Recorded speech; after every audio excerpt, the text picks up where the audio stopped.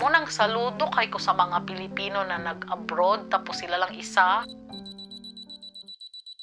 You know, we always talk about work, mga experiences na ko sa mga nagkalain-laing work na ko. Today, gusto na ko mag-talk to you about sweldo and unsa ang expenses na mo diri sa kumbana diri sa UK. Kani siya na salary expense comparison is based sa ako ang salary ha. Kay I'm a non-nurse. So basically, mas gamay gyud akong sweldo sa mga nurse. To make it simple, ang ako ang sweldo lang akong i-present sa inyo since I really started at the very minimum wage salary. Okay? This is really a typical topic when going abroad kay this is one of the things na gusto pud gyud nako kaayo mabalan tong naapa ko sa Pilipinas. Unsa man gyud ka dako ang difference sa sweldo o sa expenses when it comes to going abroad or staying in the Philippines. Before ko mag-check sa inyo ha, for those na first time nakita na akong video, my name is Esther and I've been here in the UK for 6 years. Our video is about sharing with you my experience as a non-nurse Filipino here in the UK. So let's get to it. When I first started here in the UK, ako ang pinaka-first na sweldo kay dili ko ato full-time. Ang akong pinaka-first na sweldo ato for 1 month kay £795.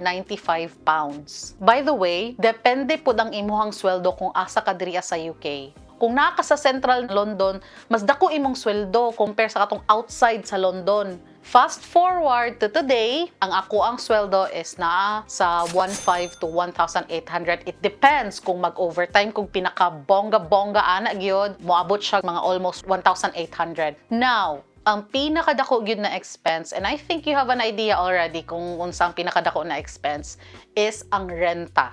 So at the moment, ang renta for 1 bedroom, nag-range siya sa 1,200 to 1,400. If naakay kauban sa balay, like shared accommodation ang tawag ana, so it's either magdagan siya from £800 to £1,000 ang rent. So dili gyud siya barato guys. It's very takig kung ikaw ra isa. Kay katong pagsugod na mo diri ani Jason, na agid mi shared accommodation gyud amo akay para maka-save mi kay because wala ko'y work ato na time and I was just starting to ganing mag-income pud kog ako so naka-save gyud mig dako ni Jason ato kay duhaman mi. And kung naa ka sa Central London, lahi pud ang imuhang renta kung naka sa sulod sa London or sa gawas sa London. So ingon ana ang variation niya. Kung naka sa sulod, mas dako imong sweldo but mas mahal pud imong renta. Kung naka sa gawas, mas gamay imong sweldo, mas medyo barato pud ang imuhang renta. Pero it depends kung asa nimo gusto mo puyo sa world.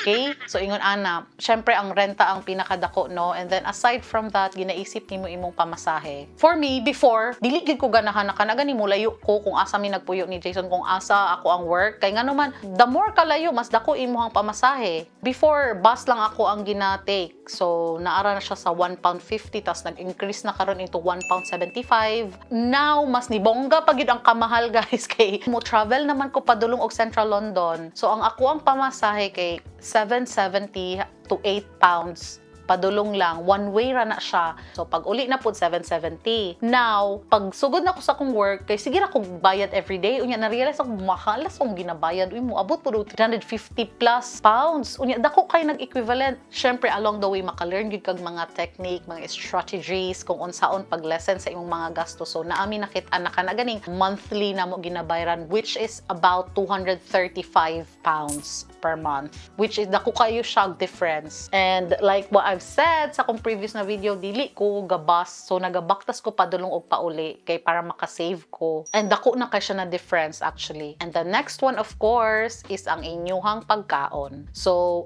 yes, big deal gyud kaayo na kay, di ba? Before mahilig kay ko kanang bulk gyud na kana ganing mag-grocery kanang pang 5 months ana pack pang 1 month gyud gani diretso. Pero karon kay na learn na mo na kung pwede for the first week or 2 weeks ana kay para mas gamay god unya kay kung 1 month man gud daghan kay kag kanang gusto paliton man, ay kailangan ako na, which is you know, pag abot sa isa ka bulan, ay dili din ako ni siya kailangan. So murag kung unsa na lang to among pinaka need gyud, especially mga meat. And syempre, gulay-gulay kay para, you know, healthy ta a little bit. And then, mga ganahan na chichirya, kanaganing mga kanang mga take out ninyo, kanang mga eat out ninyo na murag lami lagi mo kaon diri na side eye, so mga unta diri, so appeal na siya and it counts kay naa man gyud mga month na kana gani mapugngan ninyo murag dili sa ta mag-spend, dili sa ta mulaag, or dili sa ta mamalit, or dili sa ta mag take out og ingon ani na food, naa jud na kay na experience na pud na mo. But then naapoy mga ubang months na kana murag feel lang gid kay ni murag kapoy kaayo, gusto na ko i-reward akong self, mag take out ta, magkaon ta diri, so appeal na siya na i-consider sa inyong expenses. So magbutang ni a little bit of amount sa usual na mo gina-spend diri na expense when it comes to kana mga take out, mga dine in sa restaurant, mga ana. Isa actually sa pinakadako is ang house bills. So syempre naatay suga, naatay tubig, naatay internet, kunya naa pag yun may additional ana na heater. For some kabalo ko na ko'y mga kailan na Pinoy diri na dili na sila magpalit og internet. So ang ilang internet is through phone na lang, and then gina-tether na lang nila sa ilang TV or sa ilang ano. So isa na sa mga gina-consider aside sa mga house bills, naapod mi ginabayaran din na council tax. So you might ask kung saan ang council tax. So, ang council tax, it has something to do with sa inyong town, kung unsa siya pag-maintain.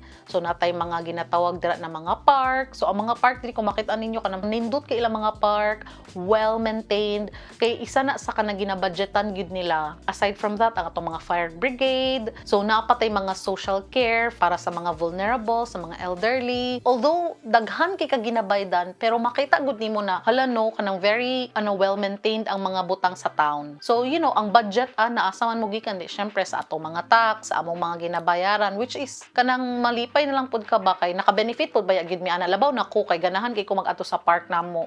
So, always gid ko most of the time na ako didto unya kana ganing ma-relax gid ka kay nindot kay ang mga flower, ang mga tanom, kanang ana ba it's something na kana ganing naka-benefit gid kog taman. So, isa na council tax ang tawag ana dinhi. So, gina-divide into two na ko niha unya based ra ni sa ako ang salary.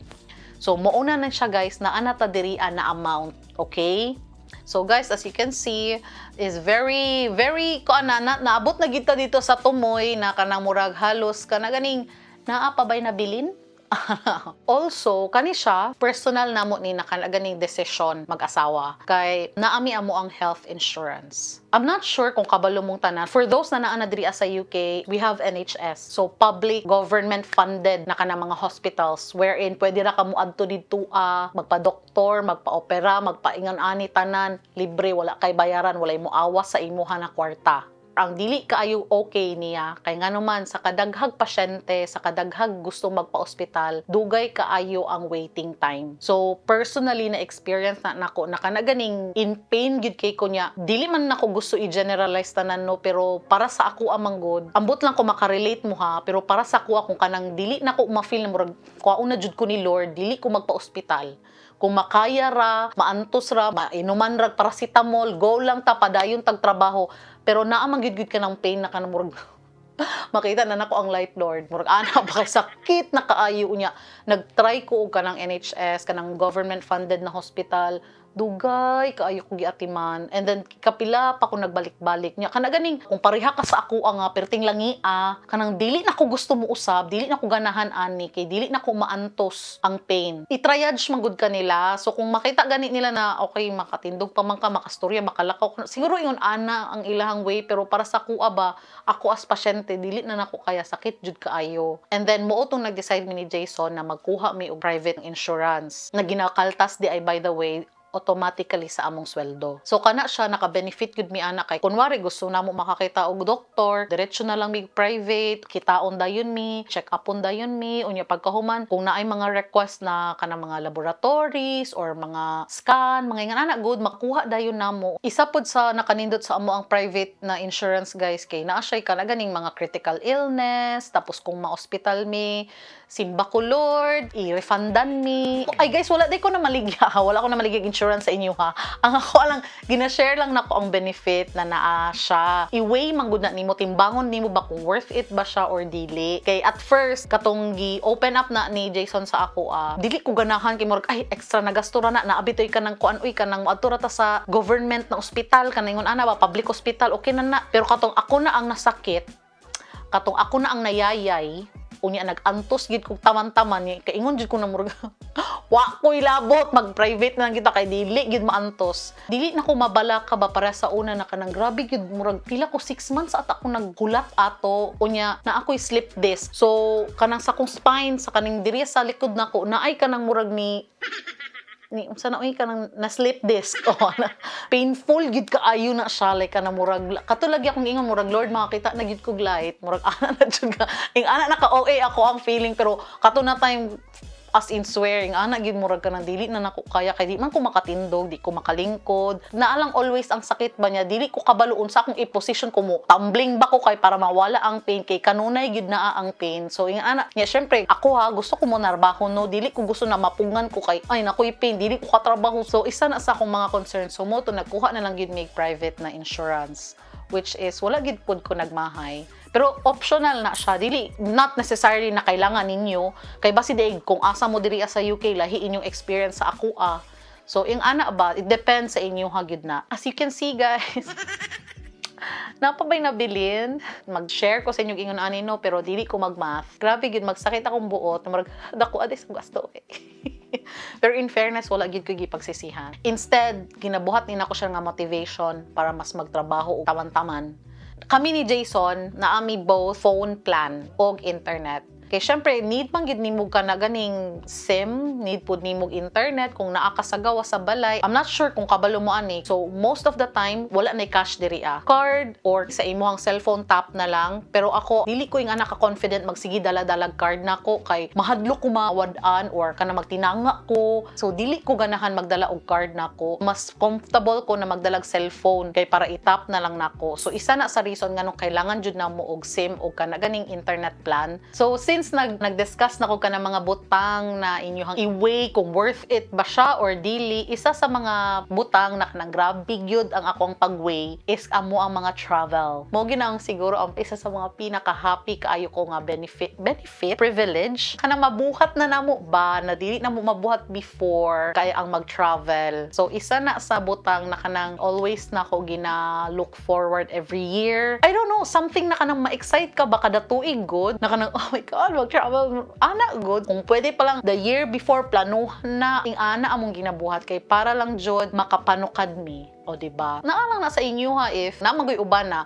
mas gusto nila something else like para sa kay Jason mag-build og PC niya mahappy siya ana kanang iyang mga games ako mahappy ko pag mag-travel ko katong first time na ako nag-travel kay murag grabe, the whole time siguro ka na murag naala ko sa, basta I cannot believe. Sa akong sweldo sa Pilipinas before, never gina ko gi-consider mag-travel. Kabalo mo ka ng pagpangutanon ka na murag, if you had a chance, which country would you visit? Kanaingon ana na mga question, wag ka ito bag. Sa akong current na sweldo, murag, sa balay, sa trabahoan, kanang ana ba, dili ko makaisip dayon kay tungod, wala jud siya ni sulod sa kong mind na maka-travel ko in the future. Muna siguro grabe ang akong gratitude guys na maka-travel ko. Kung naami travel, i-share na ko sa inyo ha. Like makita gyud ninyo unsa ka ignorante akong nawong like kanang mag-star akong mata. Nakahilak gyud ba ako nakita sa Eiffel Tower, wa ko na nga take as in. Murag happy kay ko. Muna ni itsura sa Eiffel Tower. Nakailak jud ko ato. Don't get me wrong. Ako happy na gani kay ko sa una magsamal mi. How much more ang imong happiness kung makaadto kag laing lugar o niya makita nimo ingon ani day ni dinhi kanang different gyud ang iyang feeling. Anyways, di ba nag-reminisce na dahil inyong iyaan? Kani siya guys, kay dili man tanan, pero isa ni sa main reason sa kadaghanan nganong sila nag-abroad is magpadala sa ilang pamilya. Diba? Mauning pinaka-reason nga nung grabe gyud akong pagpaningkamot na makatrabaho ko kay gusto ko magpadala sa akong mama. Gusto ko maka-provide sa iyang mga gusto, sa iyahang mga luho, sa iyang gusto kaunon kaningon ana good gusto na ako na mahatag sa iyaha. Isa na sa reason na nga nung kasagaran sa to is gusto mag-abroad because gusto ka mo hatag. So kana siya isa pud na siya sa expenses na kailangan nato i-consider. For me ang pagpadala sa ato ang pamilya back home, it's like part na gid siya sa budget. Naman J times dili man gyud naingon na kanunay ka na ganing naghinubra tong kwarta. As you can see, 'di ba? Gimat na namo para sa inyo ha. Gamay na lang kay siyang mabilin. Mao gani nang maningkamot jud ko na mag-overtime, maningkamot gyud mi na kana ganing kung naay mga extra na mga sideline na pwede na mo sudlan namo kay nganuman para naami extra na kwarta na in case of emergency naa gani makuot for ourselves. Zalves. Basta, ingon na naami makuot ba kay diri ra pud gyud nako na realize no na hala kung naaday ka na ganing mahitabo kami lang duha sa kumbana dinhi unsa una to. Although, yes, naami mga friends, pero kanang, syempre, ang pinaka number one nako na maisip kay pamilya. Sa pamilya, manggid ka mo dagan dayon, no? Pero sa amo ang duha diri ani Jason is kami lang duha. So, kabalo ka nang, aside sa maguna-una mi sa among pamilya back home, kailangan na mo i-consider ang amo ang sitwasyon pod. All the time, isipon gyud na mo na kailangan we have to be ready about ingon ani na sitwasyon, ingon ani na sitwasyon kana ingon ana daghan ka ay kag kailangan i-consider ba makahappy ang naa ka sa abroad kay of course daghan kag ma-experience tanan halos tanan bag-o, but at the same time daghan pud kay nawala sa imo na benefit sa paghawa nimo kung asa ka gikan. Munang saludo kay ko sa mga Pilipino na nag-abroad tapos sila lang isa, sila lang tanan mag-deal sa ilang mga problema. Kanang grabe kay kung ako lang siguro isa no hagbay ra ko ni uli. As in taas kay akong tanaw sa inyo kay nakaya ninyo na kamo lang isa and nakaya ninyo na i-overcome ang mga challenges na kamo ra isa. Ana good. As in, no exaggeration ni siya. Kanang murag amazed gid ko sa inyo ha. Mao nang ginaingon nako no na ang abroad no is dili para sa tanan. Most especially dili para sa kuha. Dili ko yung anak ka strong. Mao na sigurong never gid ko nangarap na kana ganing mag-abroad on my own. Kay I know myself, dili na ko siya makaya. And of course, guys, kung saan na to pag let go ani nga naa man gyud tay mga want in life, 'di ba? Naa man gyud tay mga butang na gusto na to mapalit, na tay mga butang na gusto to i-reward sa atong self. So part po na siya sa gastos. And kung nakita ninyo grabe na ang minus sa sweldo nato, so asa na to kuhaon. Ako very pro gyud ko sa self-love. Usay gani na sobraan na. Pero naman gud ko'y hugot. Mao nang grabe kay ko mag-reward sa akong self. Kanang mga self-realization gud nato na grabe no sa unang dugay pa kay ko maka-decide kung palito na ko ni or dili. Karon kay kanang naano ko'y buying power ba na. Okay ra uy mapalit man na murag ingan murag as in mo dyan ako pinaka first nag-iingon kay Jason murag hala oh my god maka-afford na ko. Kanaingon ana ba pero of course not all the time. Kanang ginaingon ako na ginaipunan ako akong mga gusto tapos pagkahuman pag mapalit na ko siya kay lain ang happiness na iyang mahatag sa ako kay murag ay naana ko yung ani kanang ana god. Naana ko yung preference ba na unsa man mag iPhone ba ko or mag Android ko og balik. Okay, so you know what? I-try na ko mag-iPhone para at least maka-experience ko unsa day ang difference nila. Ambot lang kung magets ninyo ha. Basig ingon hilas sa uy wala ko naghinilas guys. Gina-share gyud ako sa inyo ang experience na ko na kanang ani ang reason nga no ko ni palit. Dili tungod kay murag kanang ay hala na siya dapat naapod ko ingon dili. It's very difficult to explain na dili ta ma-bash or dili ta ma-judge kay very judgmental naman kaayo karon ang kapanahunan no. So for those na gets, thank you so much. Pag-comment mo dito diri kay para ma-get sa uban, okay? Anyways, so kana siya. So dili na to makalimtan atong mga want. Whatever it is na gusto nimo i-reward sa imong self, whatever it is kanang imuhang want, apil na siya sa imong gastuhan. So apil na siya sa mga butang na kailangan nimo i-consider. Og budgetan gyud na nimo. As you can see, guys, napabay nabilin. Grabe gid magsakit akong buot. Dako adi sa gasto eh. So, mauna siya ang amo ang mga gastuhanan diri sa UK compare sa amo ang salary. So, yes, at least na namoy idea mo nang pinaka-honest gyud. Mao gyud na among ginagasto. At the moment, syempre dili na ko ma-mention sa inyo ang mga butang na dili na mo ginagastuhan. So, you might have something else na ginagastuhan ninyo na wala na ko na-mention. So, hopefully, guys, sa video na ninaamoy natun-an sa akua. Kung wala man, okay ra pod.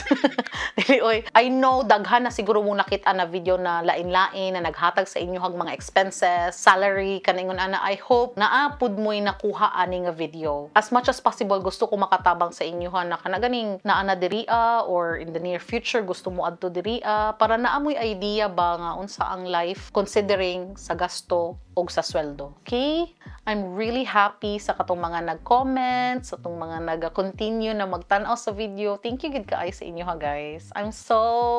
I feel so loved.